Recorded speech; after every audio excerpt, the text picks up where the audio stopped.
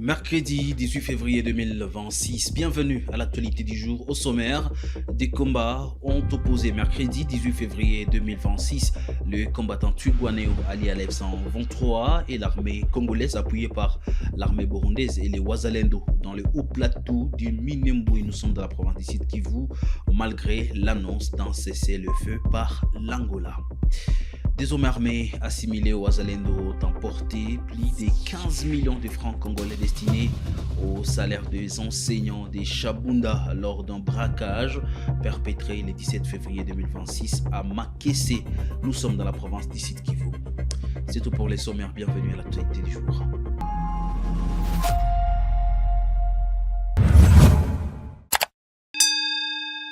Vous suivez Kivu Morning Post et vous avez raison, on commence au site Kivu. Des combats se sont poursuivis ce mercredi 18 février 2026 dans le haut plateau de Minembwe en province du site Kivu entre les combattants Twirwaneho alliés à l'F-123 et l'armée congolaise appuyée par l'armée burundaise et miliciens Wazalendo. Ces affrontements ont été enregistrés alors que l'Angola avait annoncé un cessez-le-feu à partir de ce mercredi 18 février 2026. L'armée congolaise utilise des drones d'attaque et des hélicoptères de combat. Mofaché Santos, président de la société civile de Minembwe, affirme que cette situation a occasionné un déplacement massif des habitants. Plusieurs villages ont été incendiés lors de ces attaques. Il y a encore combat, toujours les FARDC, ces alliés burundais attaquent toujours Minembwe, les Risankoukou, de l'endroit qu'on appelle Nyaruhinga. Beaucoup d'attaques et beaucoup de drones qui bombardent le village toujours. Et on croyait que à partir de la communiqué que le 18, on aura cessé le feu. Le combat n'a pas cessé, il y a toujours combat. Mais FARDC, les Burundais, les alliés, les FDLR et les milices Wazalendo continuent à bombarder la population civile de Minembwe. La population de Kalingi et Taïlundu, la population de Kalongi est aussi à Ilundu. Donc les gens ne prennent que fuite des bombardements aveugles qui ciblent les maisons des civils. Vous savez très bien qu'il y a des villages qui ont été brûlés de côté Kalongi, Rubemba et Kalinga chez Musinga. Dans les combats passés. Mais comme le FARDC sont aux alentours de ce côté de Bidegu, aux environs de l'endroit où on appelle Bitumbi, ils larguent toujours des bombes. La population a fui les bombardements de bombes et de drones. Tout à fait. Les drones ne cessent pas. D'ailleurs, mais je ne sais pas pour donner l'information, il y a plus de 500 drones qui sont déployés. Il y a des hélicoptères qui sont venus déposer des drones à Mlima. Maintenant, on les achemine vers le côté point zéro pour l'utiliser au bombardement de Minembwe. Le point zéro est toujours contrôlé par les FARDC. Je l'ai dit au sommaire de l'actualité du jour, plus de 15 millions de francs congolais des salaires destinés aux enseignants du territoire du Chabunda sur l'axe et Kingulube ont été emportés lors d'un braquage perpétré par des hommes armés à Makessé mardi 17 février 2026 dans le territoire du Chabunda en province du Sud Kivu.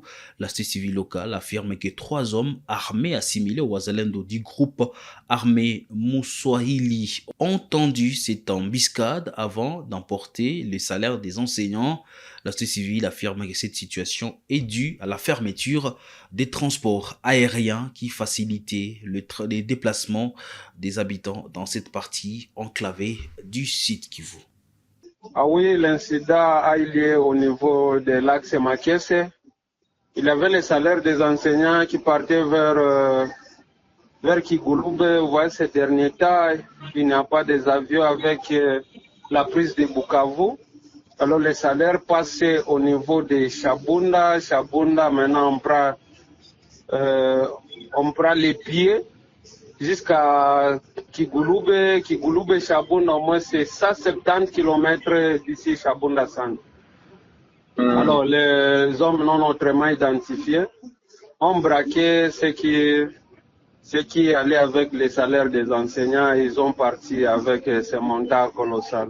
15 717 804. Oui, c'est pour les écoles du territoire des Chapeaux. Au moins la gestion composée pour les territoires des Chapeaux. Mais sur la sous-division 4. Mais jusque-là, on n'a pas encore connu leur identité, on ne sait pas ils sont venus d'où. Donc, ce sont les hommes non autrement identifiés. Cette information en bref, à Kamituga, Mambata a été agressé par Foko, un homme armé qui lui a coupé plusieurs doigts à la machette mardi 17 février 2026 dans la forêt d'Itota sur les chemins menant au groupement des Basibungembe à Ngwamba. Le motif d'attaque reste inconnu. La victime a été transportée à l'hôpital général de référence de Kamituga. L'agresseur a été arrêté et transféré au tribunal des grandes instances de Kamituga. Les acteurs sociaux demandent un procès en chambre foraine pour Foko afin de servir d'exemple. On parle de la situation ici en ville du Goma. L'évêque principal, Joël Amourani, président de la plateforme des confessions religieuses du Nord Kivu, lance un appel solennel aux leaders religieux de la région pour qu'ils placent la paix au cœur de l'évangile.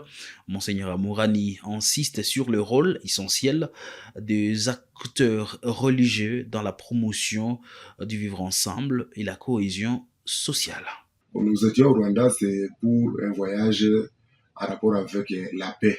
C'était la conférence sur la paix dans les pays des Grands Lacs où nous avons amené une très grande délégation composée de membres de différentes confessions religieuses du Nord Kivu, mais aussi de notoriétés, ce que nous appelons des chefs coutumiers et de différentes personnalités qui œuvrent dans le domaine des paix.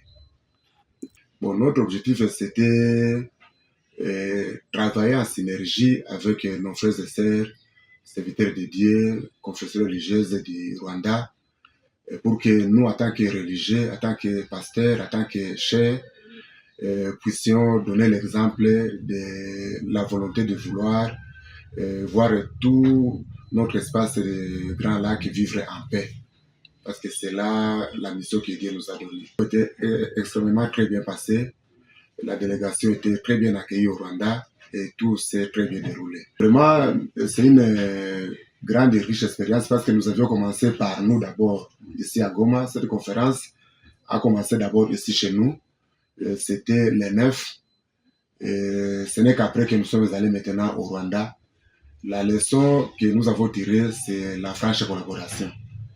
Et nous comprenons que si d'autres secteurs, à part nous, les religieux, les confessions religieuses, pouvaient prendre ou imiter notre façon de collaborer avec nos frères et sœurs d'autres pays des Grands Lacs, la paix vraiment durable pourrait s'établir dans cet espace de notre continent et du monde entier. C'est-à-dire nous appelons toutes les couches à imiter les confessions religieuses parce que chez nous, si les autres ont difficile à collaborer, ils ont difficile à se parler, mais nous, en tant que princes de l'Église, nous servons un même Dieu, nous avons un même ciel et nous travaillons pour la paix parce que notre Dieu, c'est le prince de la paix. C'est là notre message de base, notre message principal, c'est sur la paix, sur l'unité, sur la médiation, la cohabitation pacifique, ce que les autres appellent le vivre ensemble. C'est l'unique message que nous sommes en train de propager, de répandre partout dans nos rencontres, que ce soit au sein de nos églises, que ce soit dans des mosquées.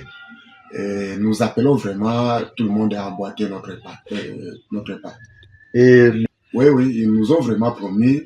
Nous sommes dit, ce n'est que le début, nous devons continuer à multiplier des rencontres pour que la paix soit solide, parce que la paix se construit.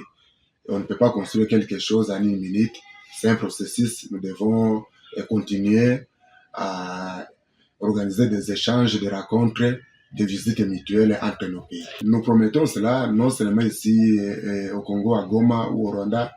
Nous promettons aller en Ouganda, au Burundi, pourquoi pas au Kenya, en Tanzanie et dans d'autres pays qui voudront se joindre à cette démarche. Le message spécial que je donne à tous ceux qui nous suivent, c'est de demander à tout le monde de faire tout, parce que la Bible que nous prêchons dit Si cela dépend de vous, soyez en paix avec tout le monde.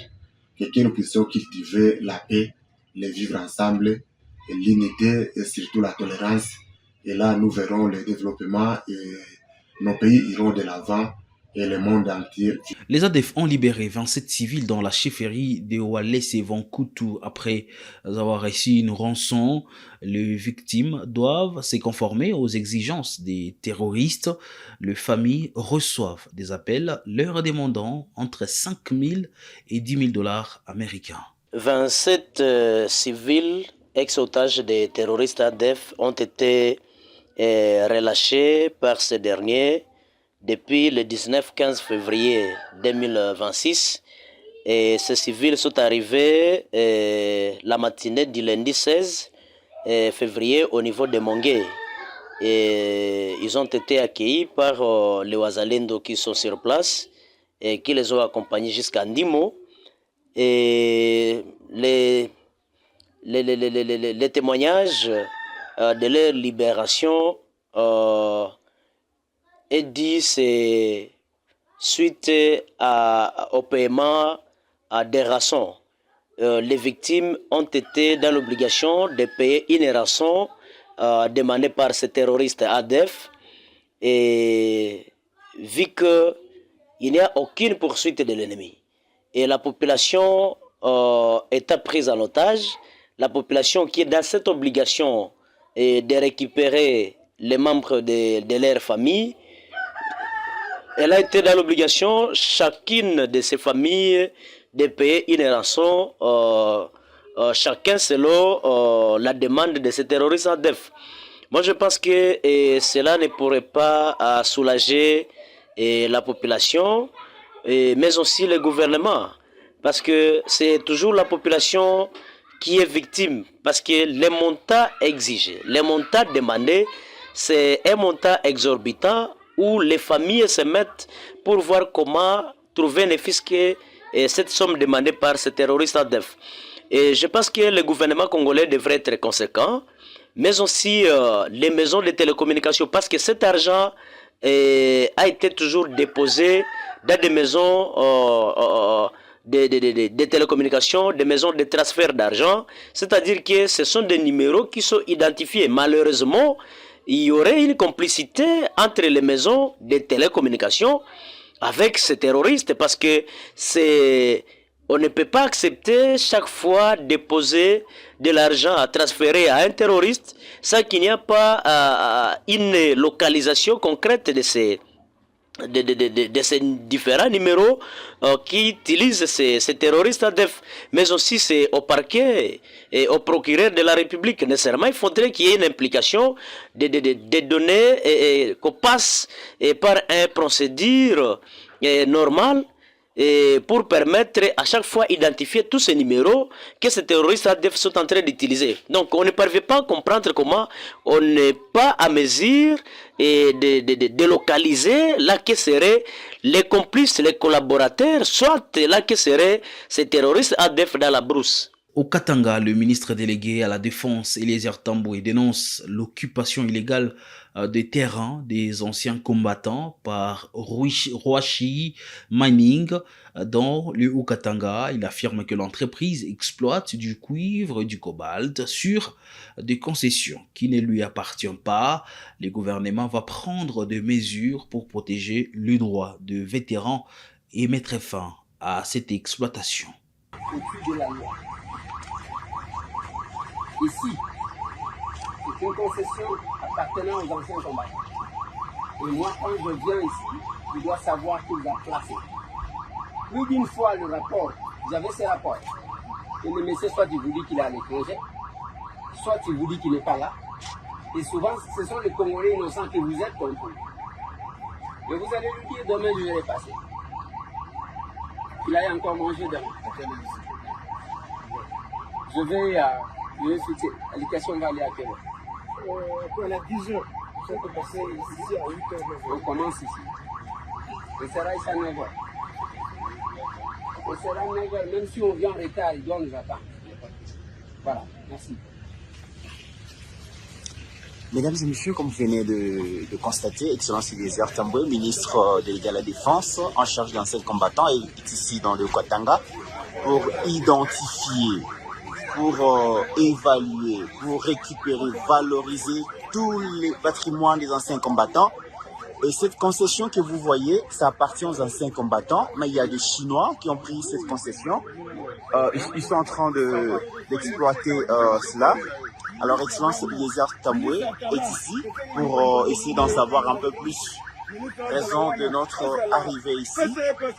Et comme vous le savez, mesdames et messieurs, Excellence Eliezer est arrivé, bien que les services avaient informé la direction générale, ils ont dit que les DG n'étaient pas informés. Il a accepté, il dit qu'il revient demain pour le voir et nous allons revenir demain pour en savoir un peu plus. Mais comme vous le savez, tout ça, ce sont des concessions qui appartiennent. Toujours dans cette partie de la RDC, face à la hausse des vols des camions transportant des cathodes, le gouvernement provincial du Haut-Katanga a doté la police et les forces armées de 8 Jeep Land Cruiser et de 50 motos. Ces engins renforceront la surveillance des principaux axes routiers empruntés par des opérateurs économiques. Lors de la remise des clés, 3 militaires accusés d'avoir facilité le vol de cathodes ont été présentés aux autorités provinciales. Reportage. Le vol de cathodes doit prendre fin et la protection des opérateurs économiques doit être de mise.